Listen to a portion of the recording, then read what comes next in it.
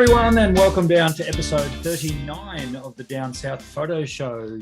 Tony Liberatore, with me, Brendan Waits, and my good mate that way in Tasmania. Good evening, Cameron Blake. Good evening, Brendan. You sure it wasn't Warwick Kappa? Yeah, so we're going to roll out Warwick Kappa, but Yeah, Tony who was the better footballer, Libber or Kappa? Better footballer, I'm going to say Libber. Yeah, same. Better entertainer was Kappa. He took some screamers. Goes without. Yeah. Anyway, this is not a football show.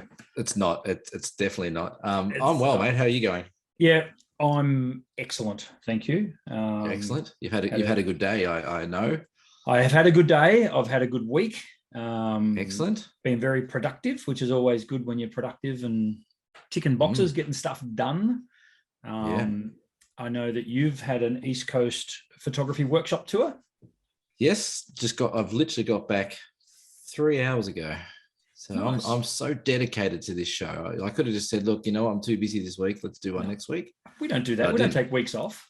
No, we're chained to the desk. Not here at the Down South Photo Show. We keep things rolling. We do. Good tour, mate. Did you? Yeah, really good. Yeah, we had a great group of people. We had a really good, cool crew of laughter, and it took about a day to ease into it, but it went into the gutter and it was all downhill from there. It was fantastic.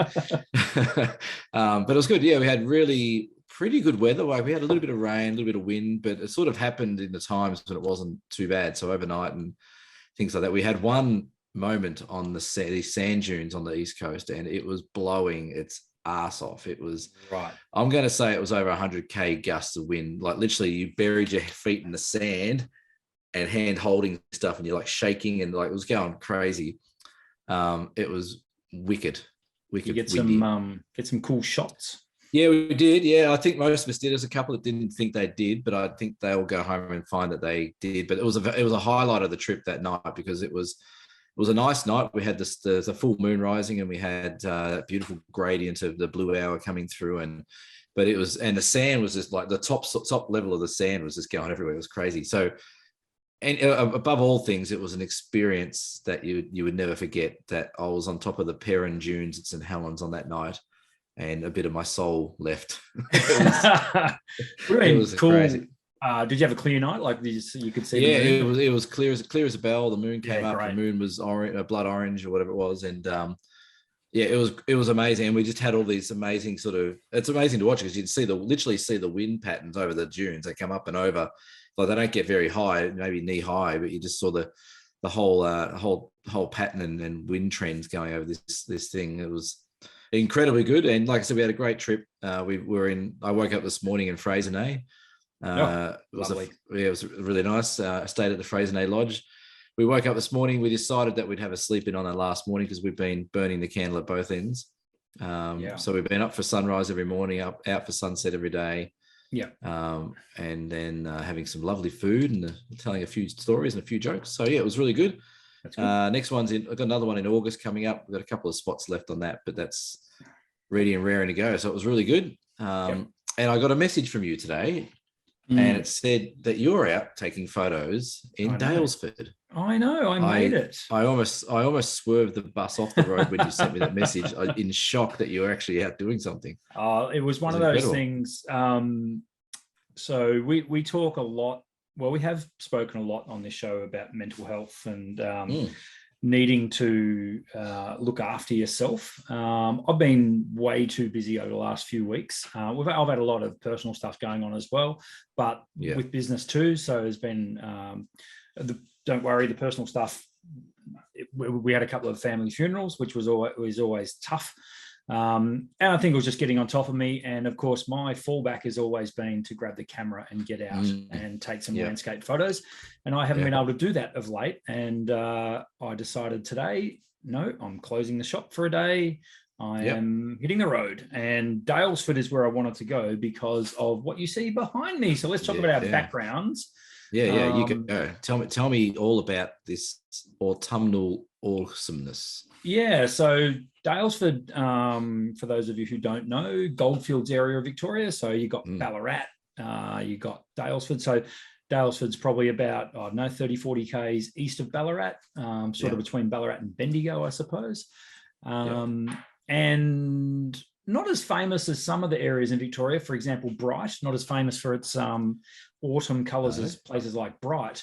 But when you get stuff like you see behind me, get excited, people. If anyone lives in Victoria and haven't visited Daylesford during autumn, do yourself a massive favour, because around every corner we had the autumn colours just popping off everywhere. It was late in the season too. So we're recording this on the 18th. So today's the 18th of May. And normally, as we've said before, around Anzac Day is the go for autumn colours. But as you can see behind me, it's still going. And if you follow me on any of my social media over the next few days, you'll be bombarded by these photos. Yeah. Well, I'm rapt that you got out, because I know you have been busy and I know you've had some stuff going on.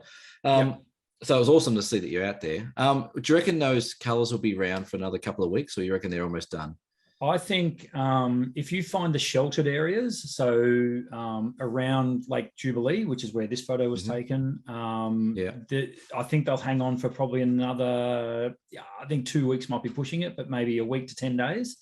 Because I'm in Melbourne in about 10 days, 8 days. Okay. I reckon I could squeeze a trip out there and have a look. Well, from Melbourne to Daylesford, it's like 90 minutes. So I've just Googled it there. It's 120 Ks, really. Yeah, it's a 90-minute drive. And the drive up there is lovely as well. I mean, once you get off the freeway at Balan, once you head inland, you'll love it. I really found that the show, and it's something you don't pay attention to, because I don't always chase autumn colours. The exposed areas were, the leaves were gone. They were just because the winds just whistle through and rip all the leaves off. Whereas places like this, which it's almost like it's obviously all introduced species, predominantly introduced species in Australia that give us these colours, other than your famous Fagus down there in Tassie. Well, did you know that? Well, you're 100% correct. There is only a couple of others. Yes. So there's only 3 native deciduous trees in Australia, and 2 of them are in North Queensland. There you go. And the other one's in Tasmania. And so the rest of it is none of them are in Victoria. That's right. They're all introduced. So they're all poplars and things like that. Yeah. So a brief background. So I as you know, drove up there. I basically had a day on the road. It was so cool. Went up there on my own. It was brilliant. Got to Lake Jubilee, where I wanted to take these photos. Well, wanted to take photos. So I'd heard that's the spot to go. Yeah.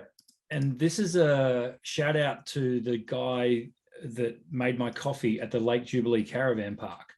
Guys, if you want to get into these areas and find the spots, talk to the locals. I would never have found this spot.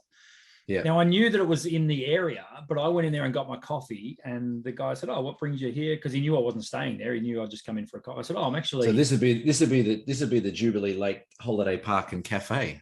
Correct. I'm just googling, and nice. If they'd like to sponsor the show with free coffee, that's right. Exactly. I'll give them a free photo to hang in their coffee shop. And he said, "Oh, well, you'd be heading to where the elms are," and I went, huh? Naturally I am. Yeah, that's right. Yeah, that's exactly where I'm going. How did you know? And then I went, the elms, they're that way. He went, oh yeah, it's just down there, and it's literally like I'd only drank half my coffee by the time I got to this spot behind me.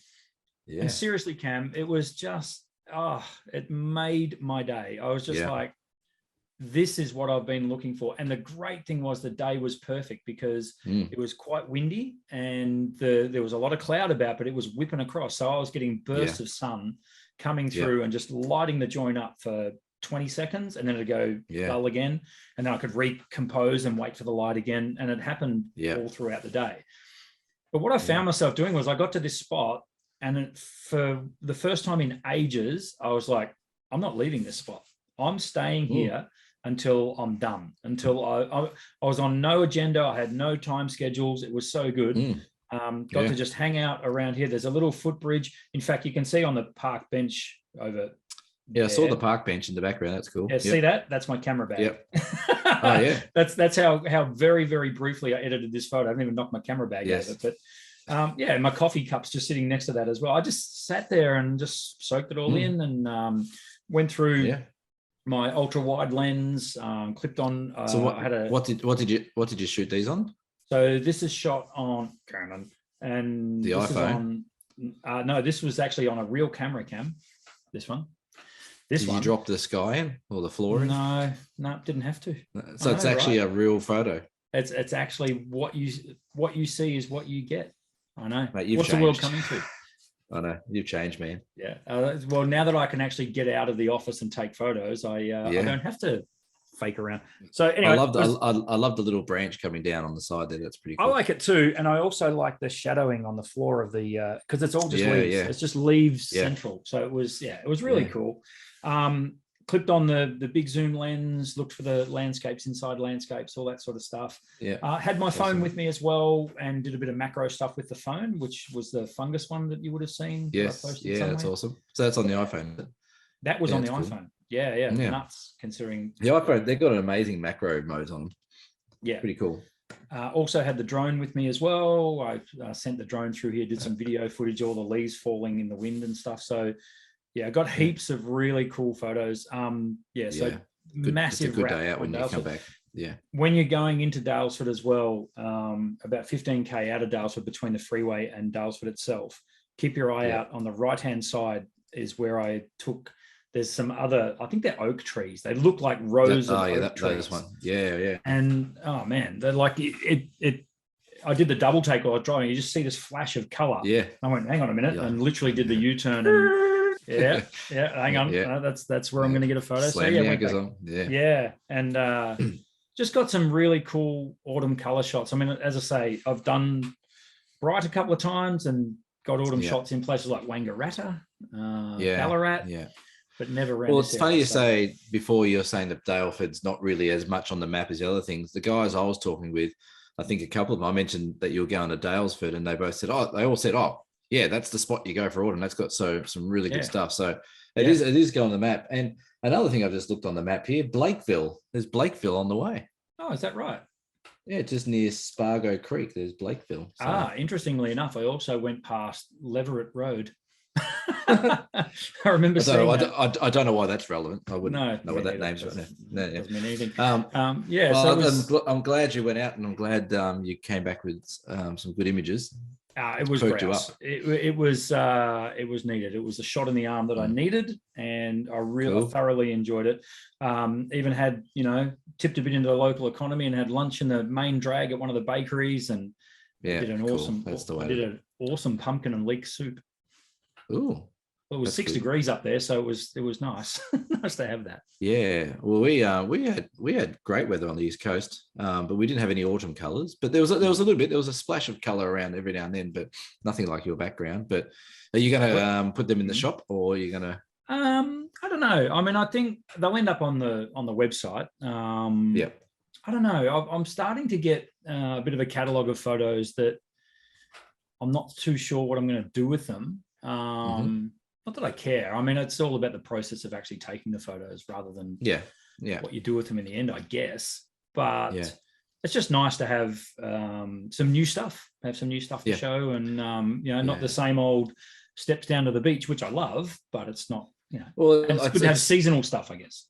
Yeah, and it's great to see shots that, and again, getting out of your comfort zone a little bit with shooting. We spoke about it over the last 5 days as well, but like your comfort zone is probably coastal, and mine's probably more forest and trees, where we've sort of gone the opposite this week. Yeah, that's right. And it really does make you think outside the box, and I think you take a bit more time when you're doing stuff. You try harder for compositions and things like that, where when you go into a forest or where your natural playground is, you get it real easy. Oh yeah, I know that works usually, and this sort of works usually. Yeah. So, I think for me as well, it was knocking a bit of the rust off as well. Which is what I. As I say, like literally this spot, I was there for a good couple of hours and just watching the sort of relearning the way the light changes and relearning composition and stuff like that, and composition on stuff that I'm not really used to shooting. And I was having this chat with a lady who was in the shop during the week, Jenny. Hello, Jenny. I know you're listening because I told you to tune in, and she is tuning in. Hey, Jenny. She said, I don't think these days enough credence is given to composition. Yeah. She was saying she'd been around. She'd been taking photos for quite some time. Olympus shooter, Cam, you'd be happy to know. Wow. Perfect. She's, but she was saying these days, particularly with social media, and it's one of the topics we're going to talk about later, but people are going for a lot more like color and more sort of, I don't know, that much less time is put into actual composition of an image. Yeah. Which I totally agree with. And as I say, today was all like I was hunting for compositions, and it was so cool to do that. Yeah. You're right. And it's so easy for people just to take a photo and get that saturation slider and just go zoop, and get all the attention they need to on social media and not to really think about the composition. And it's one of the things we teach a lot is 3 things: composition, aperture, and time of day or time of year, whatever you want to do. And if you don't have those 3 things, then your photo is not going to be as good as it should be. And I'm glad Jenny, it's expected from Jenny, if she's an Olympus user, that she would get composition. That's just a given, really. But it's great. It is good to, like I said, blow the cobwebs out and think about things and not just rush around and take 1,000 snaps. Less is more sometimes, I think. Yeah. Big time. Yeah. And while I remember, I also had another Olympus user in who... Welcome to the Down South Olympus show. I know we bang on a lot about Olympus, but they do make good stuff. Mostly. The artist formerly known as. Correct. Anne was also another new listener to the show as well. So Anne and Jim are both going to tune in this week. So and they're going to tell all their friends, and they're going to like and subscribe and hit the button. Thank you to everyone who has liked and subscried so far. We didn't do that off the top, but whatever. No, you know why? Because we haven't changed since last week. No one's liked and subscribe.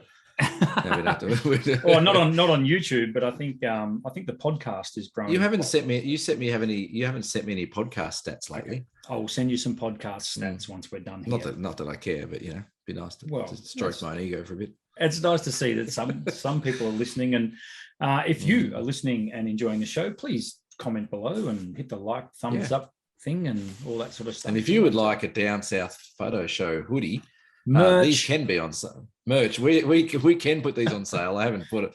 I think the hoodies are. I think I sell hoodies for about $50 plus postage. Wow. Okay. Well, women and men. I better check that. Do I get a discount? Maybe. Aren't I honest? You're a cannon shooter. Hang on. Oh, yes. On the back, we do have our heads on the back. So if you do buy a hoodie, you will be walking around with our heads on the back. The hoodies are 55 each plus postage. If you'd like one, we can get them in grey, black, all different colors. If you like one, just send us an email or something like that, or drop us a message and we can get it sorted. Yeah. And to your door. That's the cheekiest plug I think I've ever done. I like it a lot. So just following on from my trip today. So I had every intention of going on from Daylesford to Trentham, which is a little town sort of, I don't know, further east, I guess, towards Kyneton. Yeah. And then I was even going to go further on to Macedon as well, but I ended up spending that much time Macedon. Macedon's great for autumn. That's another autumn colour. Yeah, absolutely. Huge. But I think it's a bit late for Macedon now because that's they're literally on Mount Macedon. So it gets a lot colder there too. It does get a lot colder there, elevated. But I ended up spending, as I say, that couple of hours here. But I did make it to Trentham, and Trentham's beautiful. It's quite not as much autumn colour as Daylesford, and a much smaller town. But Trentham is famous for its waterfall, so it had Trentham Falls, which I found my way to. And I'm going to Google them too because I haven't seen them before. It's pretty. I took I ended up only taking phone shots there because the weather closed in. So it got really, really wet. But what annoyed me, here we go. What annoyed me about Trentham Falls. Are we getting onto our topic, are we? What annoyed me about Trentham Falls was the fact that whoever it is, Parks and Wildlife, whatever you want to call them, the state government department responsible for looking after that area have gone to all this trouble of putting up barriers and fences and made the car park nice and all that sort of stuff. Big signs, do not cross, blah, blah, blah. And lo and behold, here we were at the top of the waterfalls, 4 people doing selfies, posing backing right up close to the edge of the waterfall. One guy was wearing cons, in other words, no grip whatsoever. I took a bit of footage of him actually. It annoyed me, Cam. It's just shame like, him. Let's put the video up here and shame him. I won't do that, but it's just like, seriously, folks, they put these things in place for a reason. And it doesn't mean, like, I understand you might want to get the photo. I understand that, but do it from behind the barrier. Like, man. And it just drove me nuts. I left before I got angry at these people. I was like, don't you get it? If you slip and fall, you know, how many people that pisses ruins off. it for everyone else. You dying ruins it for everyone else.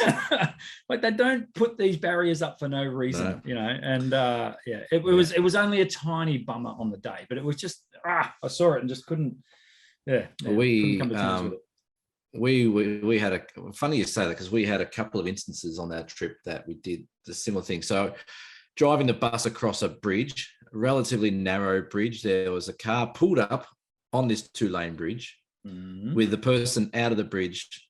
The driver out of the car standing against the bollard or the barrier of the bridge looking down this river, with the person who's taking the photo standing in the middle of the road. This is a highway around the East Coast, single lane bridges, taking a photo. You're an idiot. Whoever you are, you're a complete and utter dipshit. The Down South Photo Show does not condone this behavior. We don't condone stupidity. And then the other one, we went down to a place called Honeymoon Bay, which is right near the Fraser Nay Lodge. Lovely little spot.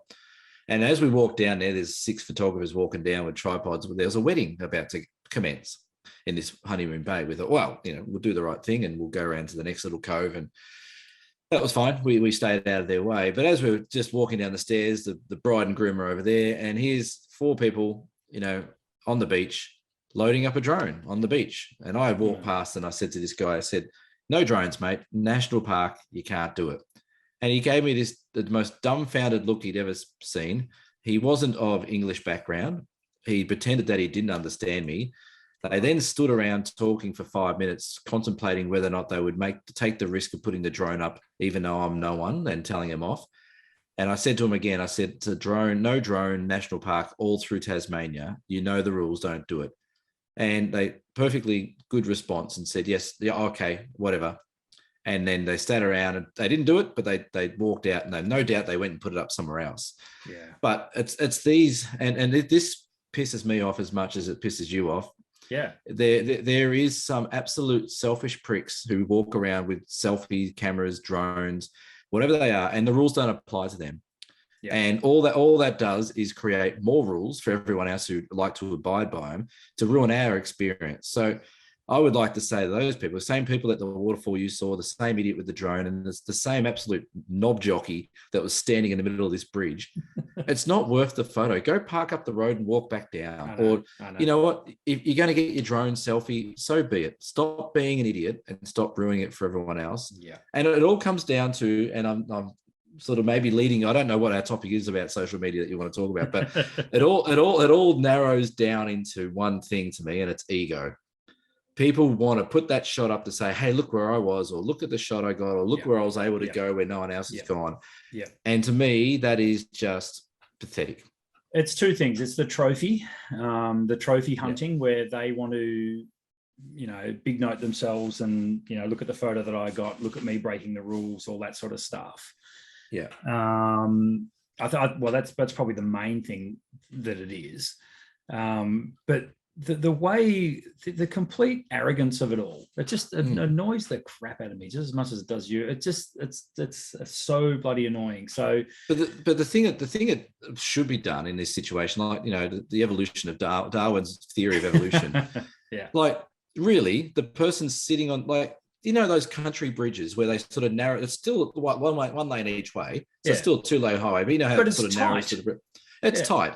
And they've parked on the bridge, not off the bridge. So it makes it a 1-lane thing. Really, what should be happening? The laws, don't worry about putting these signs up saying don't fly drones or don't go near edges. The law should be, if they're in the middle of the road, plow them over. Just keep going. And then the problem is gone. It'd soon stop. Because they're not going to do it anymore. Exactly right. If the rules became, if you're doing something stupid, people that aren't doing something stupid have a right to run you over or just shove you off a cliff. Yeah. People wouldn't do it. They would stop going anywhere near it. You're right. Yeah.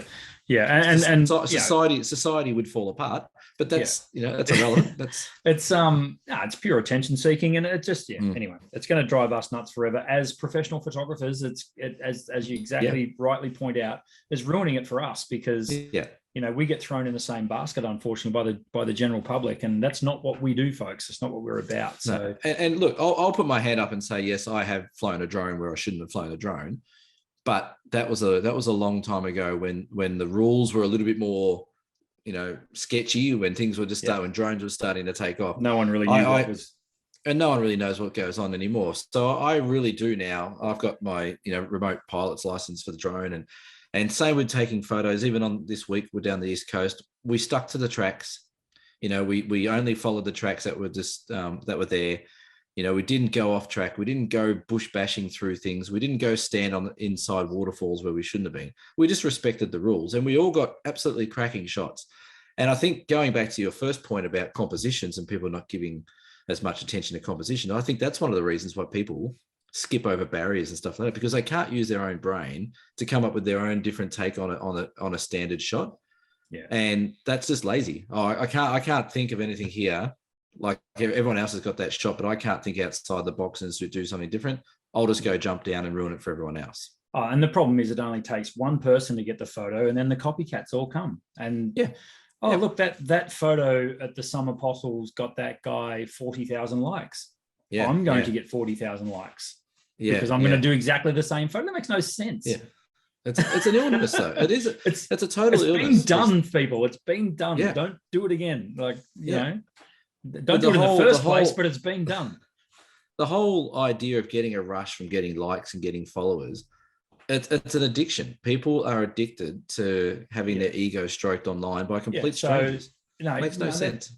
That's right, and it's the dopamine release when you get attention. And it's funny because I'm guilty of it. We're all guilty of it, but I'm a professional photographer. Like if anyone's going to be showing photos, it should be me. But it's just and it's hardly new. Like we've had these social media for 10, 15 years now.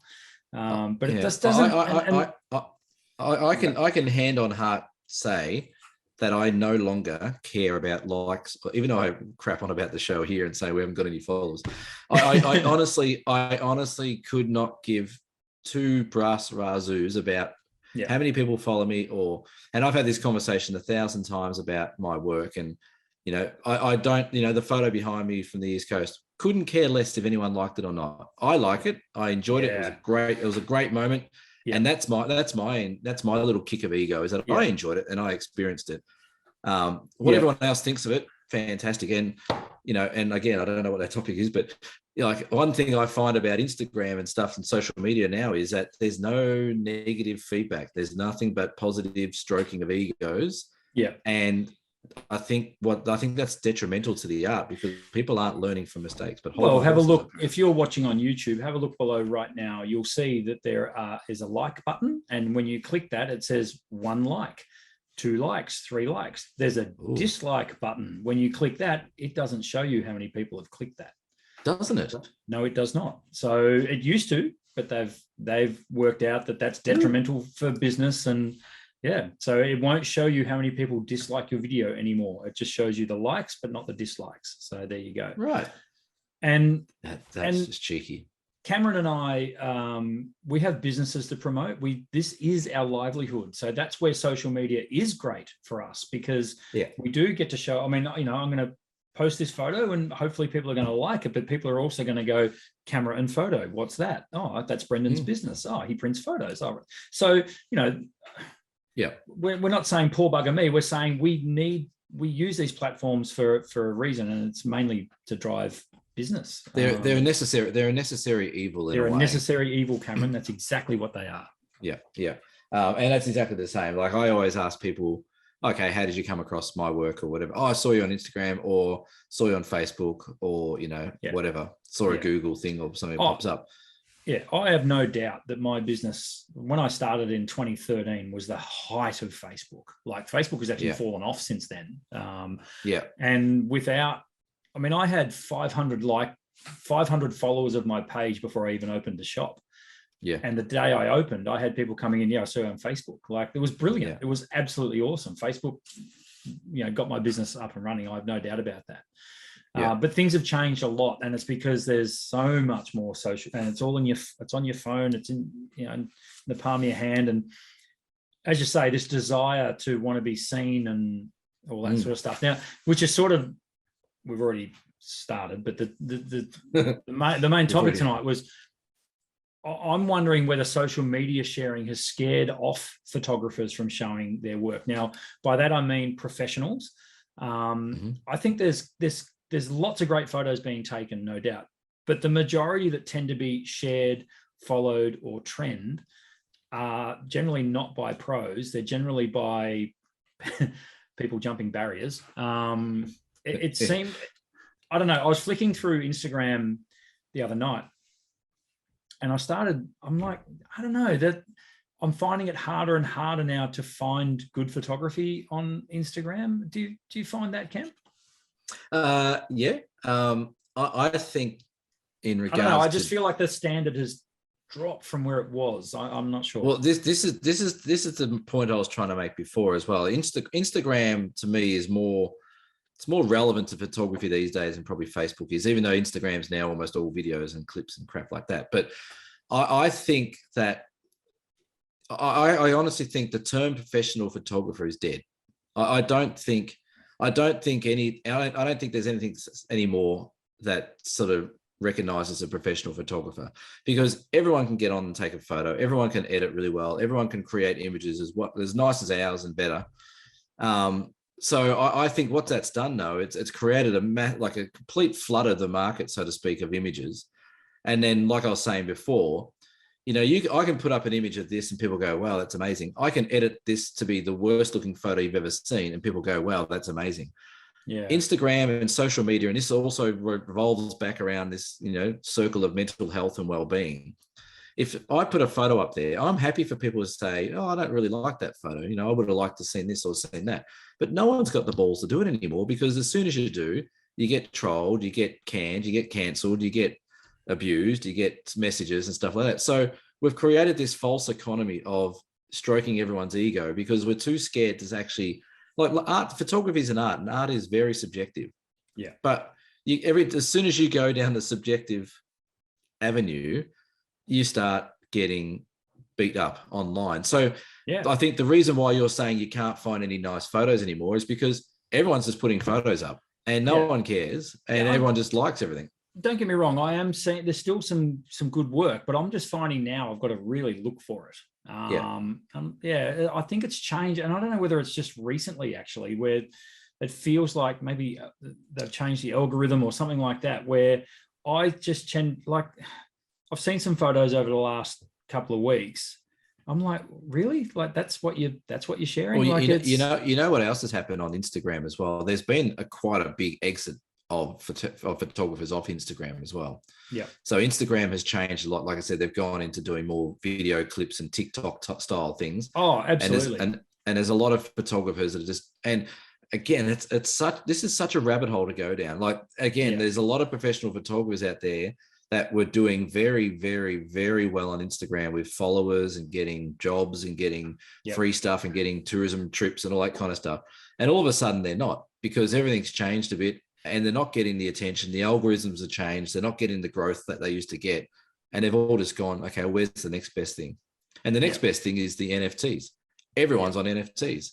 Because that's sort of getting them sales and their name out there. So have we even spoken about NFTs on this? I don't want to speak about NFTs other than briefly mentioning it with Ben Horn. you can get another host to talk about that. I think it's the greatest crock of shit going out there. Talk about a Ponzi scheme. And talk about people just jumping on the bandwagon. Now, I know some photographers, quite well, and I know they've put and I'm probably going to get a message about this as well, but like I know there's a lot of photographers that have gone and done a lot of effort putting these NFTs together, and I don't mean to be offensive to those guys. That's their choice, that's what they're doing, and good luck to you. I hope you do sell stuff, but you're selling stuff in whatever that bloody Bitcoin crap is, which you can't get anyway. Like what are you doing? Like, and all you're doing is selling a digital file, and then you've got people going, oh, I like yours, I'll buy yours, you buy mine. Again, it's another thing, and this is the thing that really stresses me out about photography. It's completely lost its way. We're completely forgetting about why we do this art and what we love about getting out of it, and we're focusing on how we can become the next bloody Ken Duncan or the next whatever, and how much money we can make out of it. It should be nothing about that. No, I agree.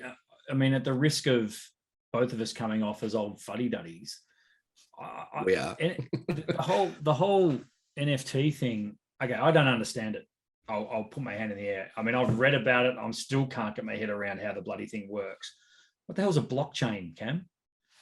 Well, that's where the digital file is this goes. the time when I need to put these glasses on, Cam, and really? Yeah. We need to put like an old fuddy-duddy black and white filter over it. That's right. Yeah. Back in my day, Sonny. Back in my day.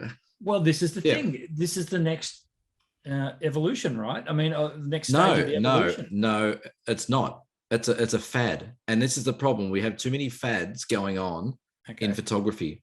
That's what's destroying this thing. Is that every 6 months to a year there's a new fad, and that fad is purely around ego and how people can try and make a quick buck. Yeah, well, and you know, and you got more to do with that, isn't it? It's more to do with and you can go back, you can start not blaming people, but you can start putting little timelines of when things started. And when Peter Lick sold his $8 billion friggin' photo of that Phantom Canyon or whatever he did, which no one knows if it was real or not because he might have bought the image himself. So everyone went, shit, I can make a heap of money out of photography. I'm going to start doing this. And it's all driven by personal endeavors to try and one up themselves or get, you know, further down the line. And of course, we're all in this business to try and make money or try and survive.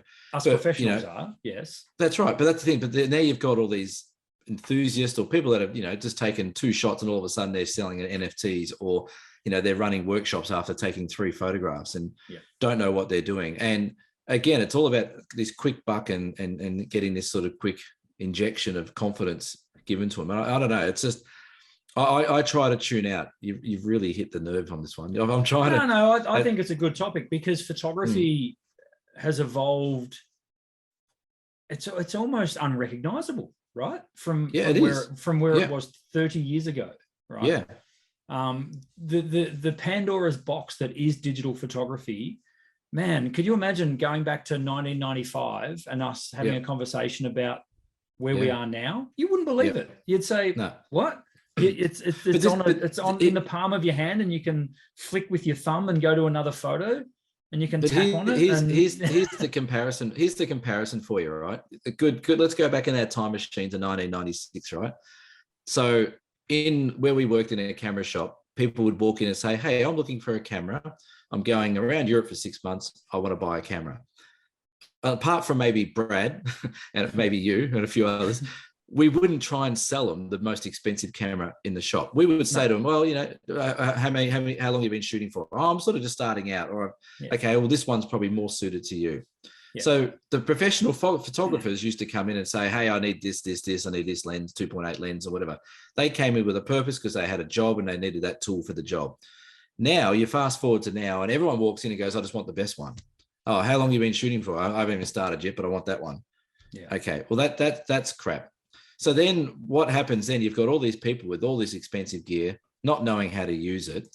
And then, you know, flooding the market with these mediocre shots. And, you know, then you've got brands that are getting influencers to play around with their stuff and giving free gear out to people who, again, don't really know what they're doing to take photos or filters or tripods. Yeah, and stuff like that. No, this is exactly right. So it becomes more about the influencer, the person, than the actual images that they're putting out. Yeah, absolutely. That's not cool. That doesn't advance. Well, it certainly doesn't have the quality of photos that are going out there. I give an example of a photographer that used to be here in Tasmania, and people might know who he is and don't care. But he used to put up images that, in my opinion, he had a very, very, very off-center color palette for what he used to put his photos up. So he put up a waterfall, and it'd almost be like a fluorescent green colored foliage around the waterfall. Now, there was reasons behind why he might have done that, but he had a big online social presence. He was very, very good at marketing himself. He got on well with different brands, and because of his followers, he got a lot of what do you call it, collaboration things going on. But then there all of a sudden started being this trend of people editing the photos similar to his. And it's like, what do you like? It looked like clown vomit on the screen. It looked terrible. And people were then trending because they saw him doing it. Oh, he's getting lots of followers, and he's getting free stuff. I'll go and do that. It's interesting, isn't it? It's interesting. I mean, but can we like go back 100 years? Right. And let's talk about your and my favorite one of Ansel Adams. Now, when he was producing his work, people would look at his work. Do you reckon there was the copycat thing then? I mean, or is it just the fact that it's now so much easier to do that? Well, this is the thing. To literally copy the way someone edits a photo. This is the thing, right? Back then, there was professional photographers. And even up to 20 or 30 or 40 years ago, there was still that professional photography. It was a profession. Yeah. But now, I use the analogy that, now, people come in, going back to my point, people come in and buy the best professional cameras and all that kind of stuff, but all of a sudden they're taking photos. If I walked into a music store and said, give me that guitar that Angus Young uses, and go out there and start playing the wrong notes in front of 1,000 people, I get booed off the stage. Yeah. But for photography, you don't get booed off the stage, because everyone's all of a sudden a professional. So it's very unique, isn't it? Back in the day with Ansel Adams, I don't think there was copycats because he was a professional at what he did. Yeah. He was an artist. Yeah. Now we've either the world's either got a complete overload of artists, or we've got a really good bunch of bullshit artists. Yeah, it's funny, isn't it? It's there's so many nuances to the argument, and there's so much. Yeah, it's just interesting to see where we're going. Main point being, what I wanted to talk about was why is there so much mediocrity now? That's my anyway. That's an open-ended question, and we may never find the answer to it. But as you say, it's a rabbit hole. Can I put a disclaimer in there, because I know that last post I put up about the auroras and people taking photos of the auroras and not being that original. Yep. That didn't go down too well. Can I just put out there as a disclaimer on this show that what I'm talking about is, I have no problem at all with people taking photos. I think the more the merrier. But what I have a bit of an issue is if you're what your purpose is behind taking those photos. If you're going out there purely to make money and get a name for yourself, I think you're getting into it for all the wrong reasons. But if you're going out there because you love nature or you love whatever you do and you love getting out there and taking photos, awesome. But if you're going out there, and I see it all the time that people go, oh, I want to be an influencer. So how do I do that? I've had people email me about, oh, how did you become an influencer on Instagram? Well, I'm not an influencer. What are you talking about? Oh, but you've got lots of followers. Well, that's taken 10 years to get enough that followers. And, I don't work with anyone, really, any companies. I don't really do anything special. I don't get promotions or anything like that. But yeah, so I just want to put that out there. I'm not discouraging people to go and take photography up. 100% aboard on that. But if you're doing it purely to get your ego stroked, you can check that at the door when you come to me. Yeah. I don't want to hear about it. And my last 2 cents is, if you're going to do it, if you want to get into photography, awesome. Again, encourage all that. Brilliant. Do it. Have a think about it. You know what I mean? Like, don't just point and shoot. It's been done, man. Like, going back to my experience today, that couple of hours I spent at Dalesford in that spot behind me there, I immersed myself in that landscape. And if I do say so myself, came away with probably the best photos I've taken in 12 months. Because I didn't just that's not a coincidence though. No, not at all. I mean, I didn't just rush around and snap everything. I sat there, I took it in. Yeah. I engaged, I immersed myself in my surroundings. And I think that's what it takes. you see people, they pull up at a lookout and they don't even get out of the car. yeah, they don't. And hey, presto, 1,300 likes. It's funny. I don't know. I still can't quite get my head around it. But anyway, I think the best advice I can give people about doing our landscape photography stuff that we do and immersing yourself and stuff like that. But it goes back to old school. But the guys I had on this week just go on, shoot as if you're shooting film. Take your time with each shot. Wait for that moment. Do the same thing. Where we were behind us on the lighthouse, on the Cape Torva lighthouse, we were all lined up against this barrier waiting for this sunset. And so looking this way, you get the sunrise and the lighthouse, but looking behind the other way, you get all the Fraser Peninsula. So either way, everywhere you look, it's incredible. Yeah. And we had this guy, there's a few people up early walking around here and having a look. And we had this little guy he had his little iPhone on a little selfie stick, and he was walking around taking selfies and doing everything like that. And he walked around, took 1,000 shots. Snap, snap, snap, snap, snap. And he came up to one of us and said, "Oh, well, what are you guys all waiting for?" And one of the guys in the group said, "The sunrise." "Oh, okay." Snap, snap, walked off. Yeah. He was done. And then 5 minutes later, all this color happened. Yeah. And then 10 minutes later, all the cliffs behind us lit up orange. So he had no intention of actually enjoying the moment. He was taking a photo of him at this spot. Done. Tick that off. I'll put it online. People will say, "How awesome are you?" And he walked off. Missed the entire meaning of what was being there about. Which is probably fine. Like these aren't the people we're trying to reach, I guess. I don't know. I suppose. It's a complicated beast. Anyway, that's I'm sure we're going to get comments about that. I hope we get comments about that. Yeah, we like comments. We like your interaction. We do. We like your input. And the fact that we don't see your dislikes. That's better. Right. Have you got time for a Dear Cam? I think we're running at 46-ish minutes. Dear Cam, this is from this is from Stephen Coburg. Dear Cam, with the Coburg, full moon, Victoria. Coburg. Well, I'm assuming Coburg, Victoria. Is there another Coburg? I think there's one in New South Wales, isn't there? Is there? Coburg, Melbourne, Victoria, Australia. Dear Cam, with the full moon at the moment, any pointers as to how to capture it? Now, the full moon, two nights ago, I was driving back, had some errands to run in Geelong, and I was coming down a road that faced exactly at the full moon rising. And my word, was it spectacular. A very nice full moon at the moment. So, Cam, do you have any pointers as to how to capture a full moon? We had a full moon on our trip. And what were we talking about on that? We're on some sand dunes when we took some photos of the full moon, which is pretty cool. But I think the full moon, I think the one bit of advice that I was given years ago that still resonates with me now is that the full moon is a reflection of the sunlight. So a lot of people get their camera there and they take a photo and all they get is this blown out circle of light, and you don't get a little man in the moon, and where the moon landing, he'll have the blob. You just get a blob of light. So the only advice I'd probably get is make sure you're underexposing a little bit to compensate for that brightness. So another really good tip to do is that if you want to get that moon spot on, put your camera onto spot metering.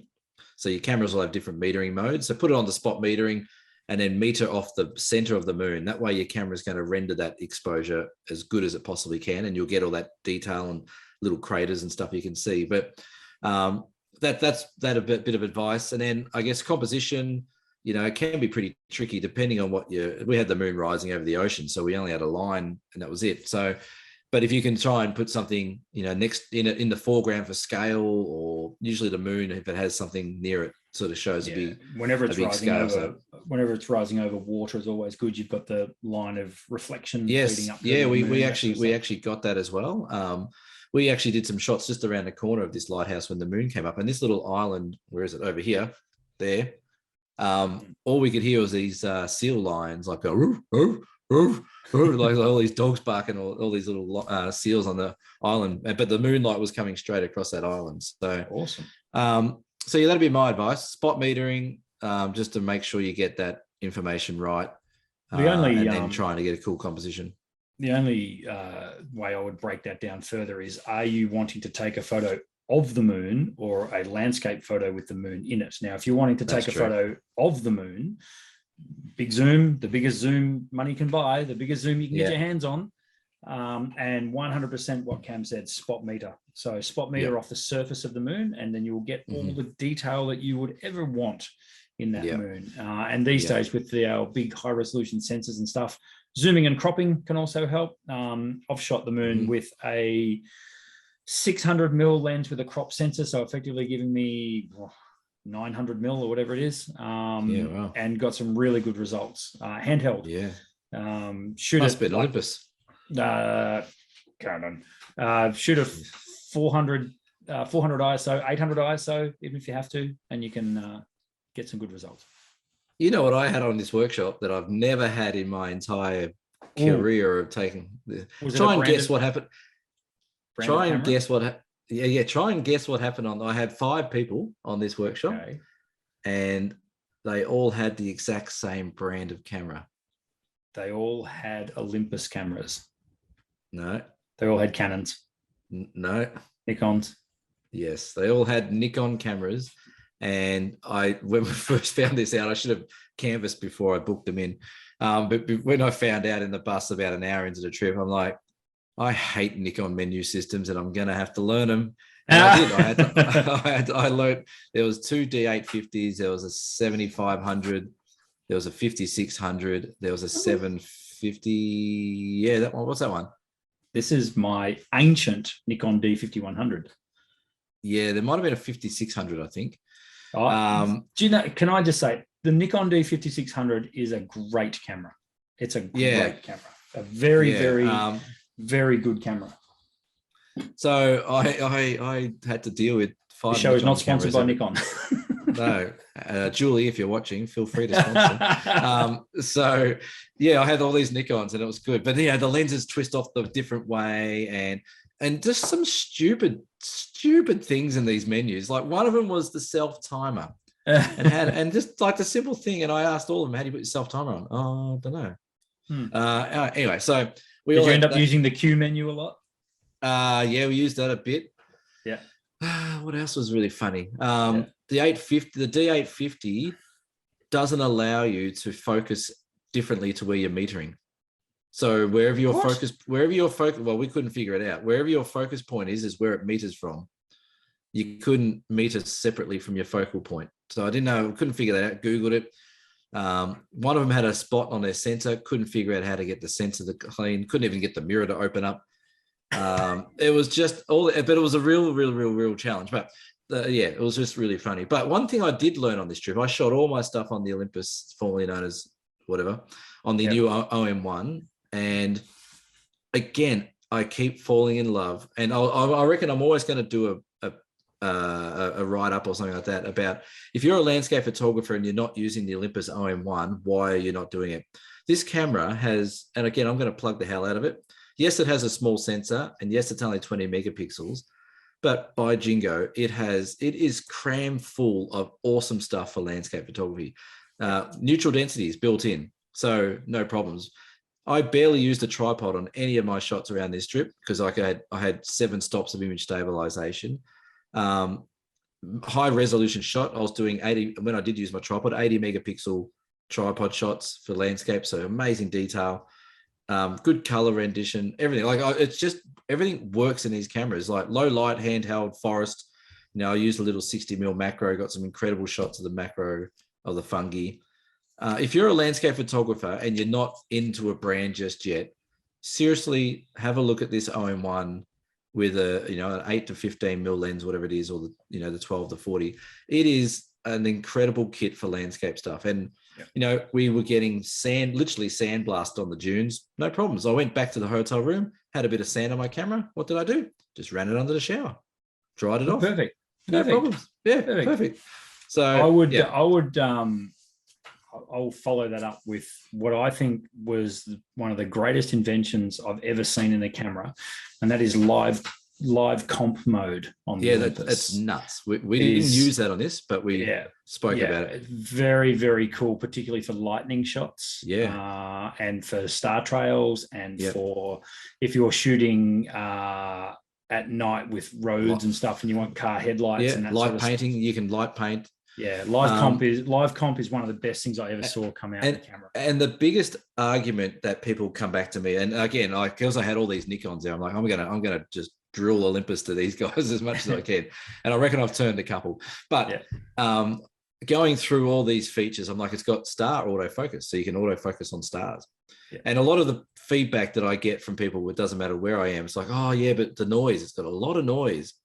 Well, noise is easily fixed these days. You've got Topaz noise reduction, you've got Lightroom noise reduction. And again, we had a conversation on this trip about, oh yeah, but what about the quality? You know, the resolution's only 20 megapixel. I'm like, well, what do you do with your photos? Oh, I put them online. Oh, where do you put them online? I put them on Instagram at 300 pixel by 300 pixel. That's right. And what about if I want to crop, change lenses? It's not hard. So it's not hard. No, you can very easily mount an argument that the Olympus system is all you need for landscape photography. I completely agree. Yeah. And I don't even shoot Olympus anymore. So there you go. And again, like I've got other brands, but I just religiously use this. I literally use one lens the whole time. But we did some bird photography, had some little finches flying past, put it on, massive. It does 120 frames a second, stupid numbers.